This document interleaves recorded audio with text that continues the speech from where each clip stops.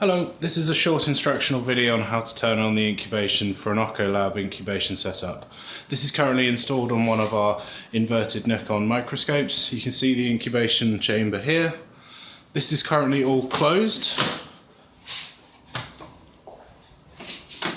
and the head is not left back. That's important to ensure that the environment comes up to temperature properly. You'll need to make sure that gas can flow.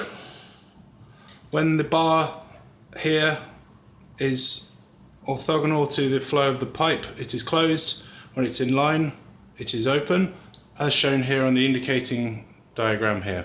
Please do not adjust the pressure. It should be set correctly to 1 bar, and please make sure that these have not been screwed all the way closed.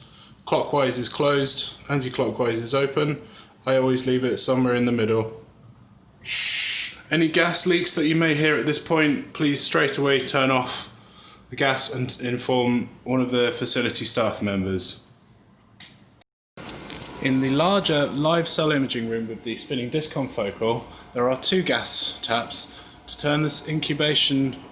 The incubation should always be on in this one, but please do not touch these if you need to turn on the incubation. Simply turn on the controller, as you can see has already been done.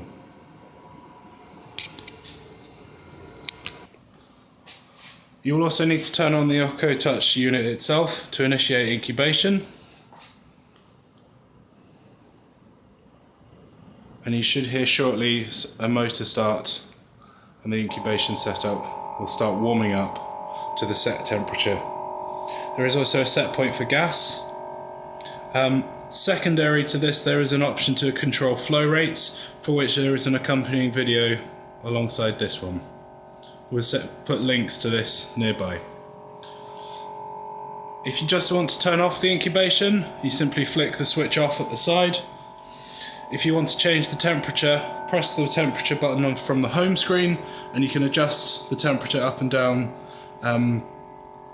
as needed.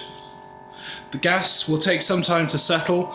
It will initially tend to go above the set point, but then after 10 minutes or so it will settle back down again.